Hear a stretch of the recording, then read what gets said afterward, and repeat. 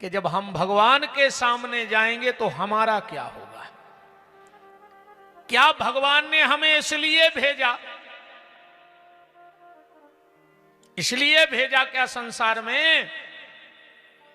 ये मनुष्य तन सिर्फ माधव को प्राप्त करने के लिए मिला है, ना कि संसार के विषय वासनाओं में फंसने के लिए। बहुत कीमती मनुष्य तन है प्यारे, इसका उपयोग कर लो वरना पछताओगे। तो भजन कर डालो। तुम्हारे रहने न रहने से संसार में कोई फर्क नहीं पड़ता। वेद मरे, रोगी मरे, मरे जलावन हार, और देखन हारे मर गए सो जा को ता संसार। ये तो कुछ फर्क नहीं पड़ो। आदमी की औकात कितनी है? इतनी है। हम बताएंगे रहे आज अपनी औकात, हमारी न तुम्हारी। एक माचिस की तिल्ली सीख, एक माचिस की तिल्ली, एक लोटा घी, कुछ देर में लकड़ियों के ढेर पे राख। बस इतनी है आदमी की औकात। इससे ज्यादा है कछु कीमत? एक माचिस की तिल्ली, एक लोटा घी, लकड़ियों के ढेर में कुछ देर में राख। बस इतनी है आदमी की औकात। तुम्हारे मरने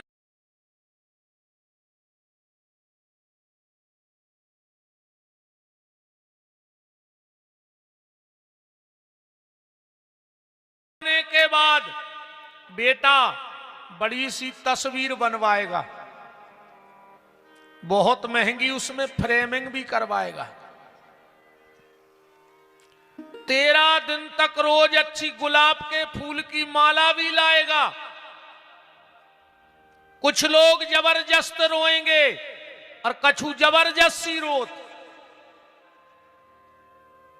इनसे पूछो जब जे क्या बैठवे जास मेले से नरने आन लगा, जैसे सबसे ज्यादा नहीं खुदो खोए। बताओ अच्छा गलत कह रहे हो? अच्छा कछु कछु तो जब मर जा तो कहते जाके थे ये हम देखा ही नहीं पाए। तो कहीं खो बैठी थी कि जब मर जे जब जे बीच में हो आती इतनी जैसी हती सो। बताओ अच्छा ईमानदारी बताओ, अपन ही तुपनी बताओ। जब अपन कहूं को मर जाए और अपन जात हैं सो गाड़ी में हंसत जात, बीच में कहूं नाश्ता हो जात, अर्जुओं के दरवाजे उतरे सो ये सो मोकल लो जैसे सबसे ज्यादा दुख यही को हुए। 5 मिनट तो ते बैठे और फिर गाड़ी में बैठे और कहीं क्यों चाय देखियो, चाय पी लीजिए दिमाग से फ्रेश हो जाए। तुम्हें दुख या है? कुछ लोग जबरदस्त रोएंगे, कुछ जबरदस्ती रोएंगे। बेटा बड़ी सी तस्वीर बनवाएगा, बहुत महंगी फ्रेमिंग करवाएगा, रोज गुलाब के फूल की माला लाएगा, पेपर में भावपूर्ण श्रद्धांजलि का इश्तहार भी लगवाएगा। बाद में कुछ दिन बाद कौन करेगा उस फोटो के जाले साफ। बस इतनी है आदमी की औकात। मकरजारों ने छुटे हो रे मोड़ी मोड़ा, हम के जोनो मोड़ा रहे है, जोनो तो वो टीका मीका लगाते रहे फोटो को। 30 त्योहार नाती भी लगे है टीका। और जोन दिन नाती के मोड़ा भवर बहू आई और दिवारी लठिया में बहरा बांध के बेबहरा दे है बब्बा हर की फोटो में। मकर जारो छोटो वे वो बब्बा भी फोटो में बैठो बैठो सोच रहा हूं ये खो कमाई थी जा बखंगी बहू बहरा देवे। कब नो फोटो टांग भी अपन घरे, कौन कौन की टांग भी बताओ। एक ने एक दिन तो कबाड़े में फेंक ही जाने। मेरा निवेदन बस इतना है कि भगवान का भजन करते रहो। राम काज और काम काज दो ही बराबरी से करो। कामकाज भी होता रहे और राम काज भी होता रहे। मुख में हो राम नाम, राम सेवा हाथ में। राम सेवा क्या है? बहुदद्दा की सेवा, गौ की सेवा, राष्ट्र की सेवा, धर्म की रक्षा, ये राम जी का काम है। तो भजन भी करते रहो, राम काज भी करो, पर काम काज दोनों बराबरी से करते रहो। सच्ची दौलत इकट्ठी करो जो कोई छीन ना पाए, और सच्ची दौलत है भगवान का भजन। और ईमानदारी जाहे कि विपत्ति में सच्ची दौलत ही काम आती है, झूठी दौलत किसी की काम नहीं आती। जब डॉक्टर ऑपरेशन कर है और ऑपरेशन थिएटर में डॉक्टर स्पष्ट कह दे बाहर हो जाओ, तुम कहो नहीं हम उनकी मम्मी आना, बाहर हो, पापा मम्मी पत्नी पति बच्चा सब बताओ तो कहूं रहने दे। वहां सिर्फ तुम्हारा भजन तुम्हारे साथ खड़ा रहेगा। वहां सिर्फ तुम्हारा बीना से ट्रेन पकड़नी है, तुम 3:30 बजे जगा देना, बोला था तेने, और उन्हें टेबल पे पर्चा धर दो। अब सो गओ कि अब तो पत्नी जगाई दे, वो की नींद खुली 8 बजे। गुस्सा में जाके पत्नी से बोलो तुमने मुझे जगाया क्यों नहीं? पत्नी बोली तुमने कहा क्यों नहीं? पति बोलो कि हमने पर्चा लिख के धर दो, तो पत्नी बोली जाओ वही टेबल पे, वो तो पर्चा लिखो तो के 3:30 बज गए, प्लीज उठ जाओ। बाबी पर्चा धरे आई कि जैसी तुमने जगावे की कही ऐसा ही हमने जगा दो। बात हम ये कर रहे कि हम मोबाइल में अलार्म लगाते हैं, पर जब लगाते हैं तब नहीं बजता, पर जब का लगाया है तब बजता है।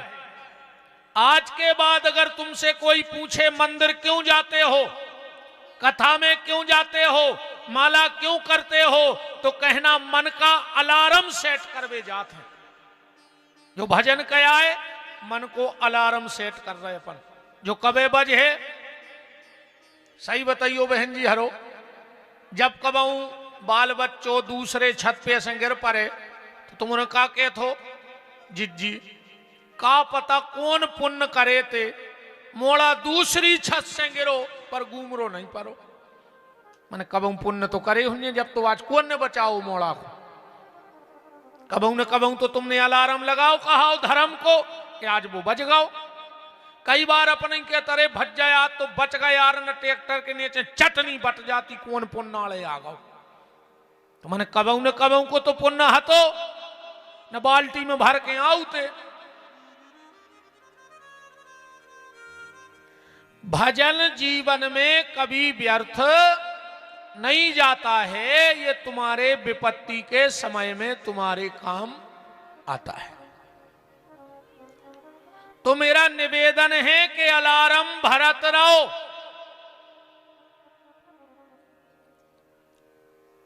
अच्छा जी, यहां से चर्चा को प्रारंभ करें। जीवन की सच्ची दौलत क्या है? एक बार चैतन्य महाप्रभु जी पुरी पधारे, लाखों की भीड़ महाप्रभु जी के दर्शन को इकट्ठी हो गई। सबने महाप्रभु जी के दर्शन करे तो नक्शी टेबल बढ़ेगी। सबने महाप्रभु जी के दर्शन करे और दर्शन करके जितने हजारों लोग हते सबने हाथ जोड़ के कही, महाप्रभु जी हमारी इच्छा है कि आपकी प्रसादी हमारे घरे हो जाए, आपके चरण हमारे घरे पड़ जाएं। क्यों? क्योंकि शास्त्र कहता है जिसके घर में 3 लोगों के मुंह की जूठन नहीं गिरी, वो घर घर ने कहाओ, मरघटा कहाओ, और मरघटा से भी गौ गुजरो कहाओ। मरघटा में तो फिर भी आदमी भजन करत है, कैसा करे मनोते जाके हो तनक तो ज्ञान होते। तो 4-6 बेर सीताराम सीताराम कह दे है। 3 लोगों के मुंह की जूठन जिसके घर में नहीं गिरी, उनका घर घर नहीं, शमशान घाट की भूमि से भी गया गुजरा है। 3 लोग कौन? सबसे पहले गैया, जिसके घर में गौ माता के चरते चरते उसके मुंह से कुछ न गिर जाए, वो जगह रहने के लायक है ही नहीं। आपसे निवेदन है, नया मकान बनवाओ, पूजा पाठ कराओ, और पूजा पाठ कराने के दिन चाहे छोटी सी बछिया होए पर पूरे घर में घुमा दो। सारे मकान में कोरे कागज पे दस्तखत करके दे सकता हूं। महीना में एक बार चाहे छोटी सी बछिया पकड़ो पर पूरे घर में घुमाओ। घर की जितनी विकृत ऊर्जा होगी वो गैया मैया सारी हर लेगी। और जितने लोग गैया को रोटी भी देते हो, आज से नियम बनाओ कि घर के बाहर गैया को रोटी नहीं देंगे। चौखट के भीतर चाहे उसका एक पांव आ जाए, पर अपनी जमीन में गैया को रोटी दो। सारी अलाए बलाए गैया मैया तुम्हारी हर लेगी। तो गौ माता के मुंह का जूठन घर में जरूर गिरे। शास्त्र में यहां तक कहा गया है कि एक गाय की सेवा 1 घंटा कर लो और चाहे 7 दिन की भागवत सुन लो, एक सा फल है। चाहे भागवत करा ले, चाहे गैया की सेवा कर लो, एक सा फल है। पर तुम्हारे तो कुत्तों बारे आओ रे नहीं बोलो। आजकल तो कुत्तों की अस्पतालें तक खुल गई। अच्छा एक बात बताओ, जब कुत्ता बीमार हो जा तुझे सो दिखावे जा तुझो, अब कुत्ता को तो कछु ना हो रहा था नहीं, सुनाओ लिखो जा तुझे मालक को जे को कुत्ता आए, पर्चा पे लिखो जा तुझे फलाने फलाने भैया, नीचे लिखो जा तुझे एक कीड़ा पड़े हैं, पूंछ सड़ गई है, खाज हो गई, धोखे से कहूं वो पर्चा उड़ जाए। अकन और पढ़ है तो का पढ़ है कि भज्जा हूं कीड़ा पड़ गए, भज्जा हूं खाज भाई है, भज्जा की पूंछ सड़ गई, काज भज्जाई को तो ना हो लिखो ऊपर। बताओ, सबसे पहले गैया के मुंह का जूठन घर में गिरना चाहिए। दूसरा, गौरी के मुंह का जूठन। घर में कन्या भोजन जरूर होना चाहिए। पर एक निवेदन है बहन जी, हरो हाथ जोड़ के,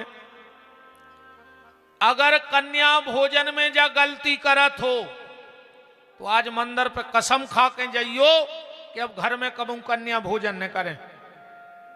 और अगर कन्या भोजन कराओ तो जा गलती न करियो, न सर्वनाश हो जाए। एक गलती अगर तुमसे हो गई कन्या भोजन में तो तुम्हें कोई बचाने वाला नहीं है। माता को प्रकोप जानत हो, भगवान शंकर को भी चरणों में आने पड़ो तो फोटो में देखो ये। और एक प्रमाण और दें आपको, 10-25 गांव के लोग बैठे हो, एक व्यक्ति ऐसा खड़ा हो जाओ जिसका घर दुर्गा जी के मंदिर के बगल में होए और वो सुखी होए, हो जाओ खड़े दम होए तो चारों तरफ खबर कर लो, सबको खबर रहत के हमारे गांव में दुर्गा जी को मंदिर कहां है और के बगल में रेत को है। कल खबर हो जाओ खड़े के हमारे गांव में भी रेत है, दुर्गा जी के मंदिर से मंदिर लगो है और सुखी है। एक जने खड़े हो जाओ, बिल्कुल चैलेंज है। दुर्गा जी के कलश से 14 हाथ को गोला खींच ले, वो में रेवे वारो सुखी बता दे। कलश से गोला खींच लो 14 हाथ को, और वो में रेवे वारो सुखी हो तो खड़े हो जाओ कि हमारी दीवाल दुर्गा के मंदिर से लगी है और हम सुखी हैं। क्योंकि 14 हाथ तक माई अपनो खेरो बनाऊ थे, वो में रेवे वारे को सुखी नहीं रहने देते। तो निवेदन जो मैं आपसे कर रहा था, चलो भगवान ने धूप भी निकाल दी, वो सबकी खबर है।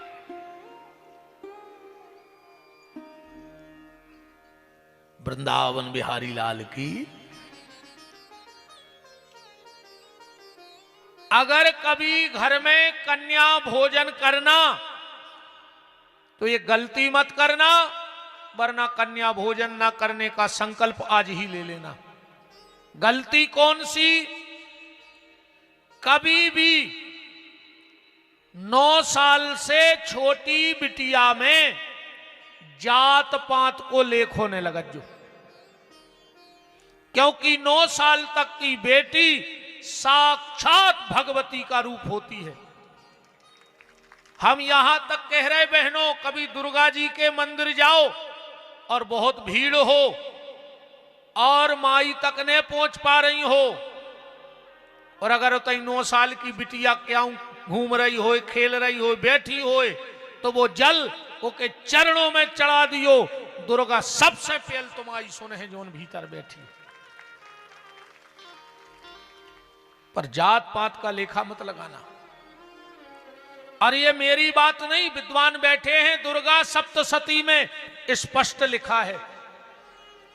प्रथम शैल पुत्री चो, द्वितीय ब्रह्मचारिणी, तृतीय चंद्र घंटेति, कूष्मांडकम चतुर्थकम, पंचम स्कंद मामेति, षष्ठम कात्यायनी चो, सप्तम कालरात्रि, महागौरी चाष्टमम। पूरा बिल्कुल एक एक लिखा है।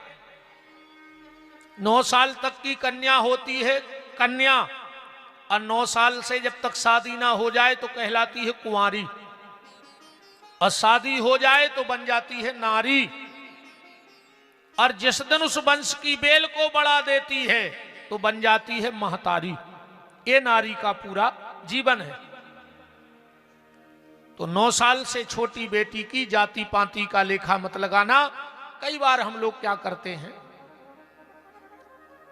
अच्छे समाज की बिटिया आ गई सो भीतर बिठा के जमा दो, और छोटी समाज की बिटिया आ गई सो बाहर बैठा के खुआ दो। उतई से तुम्हारा सत्यानाश चालू,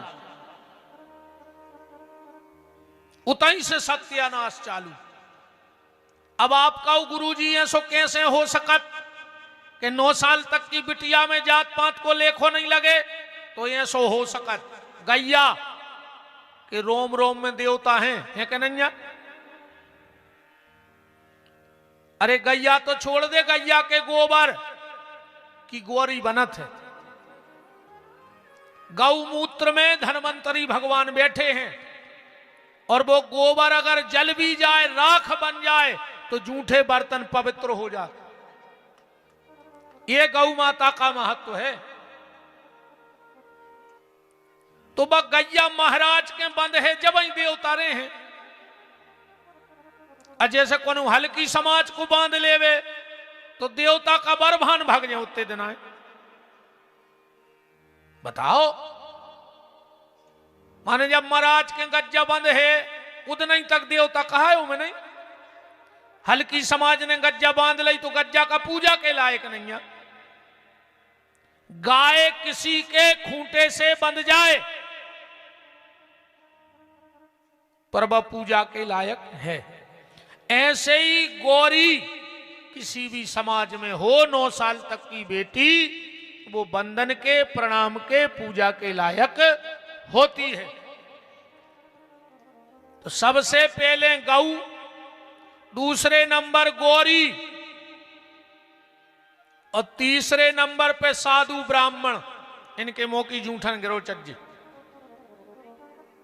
एक चीज को और ध्यान रखियो, कभी तुम्हारे घर में कोई संत महात्मा ब्राह्मण पधारे,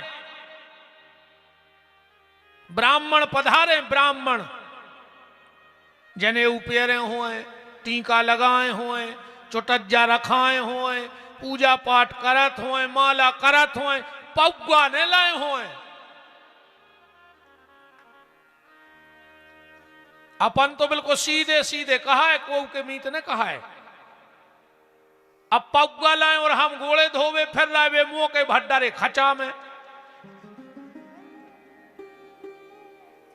मैंने कहा ना, ब्राह्मण जिसके कर्म सनातनी हो, शैतानी ना हो। कभी कोई साधु ब्राह्मण तुम्हारे घर में आवे और उनके पैर धुलाना, पहली गलती ये मत करना, कभी भी साधु और ब्राह्मण के पैर खड़े होके नहीं धुलाना चाहिए, तुम्हारे पुण्य क्षीण हो जाएंगे सारे।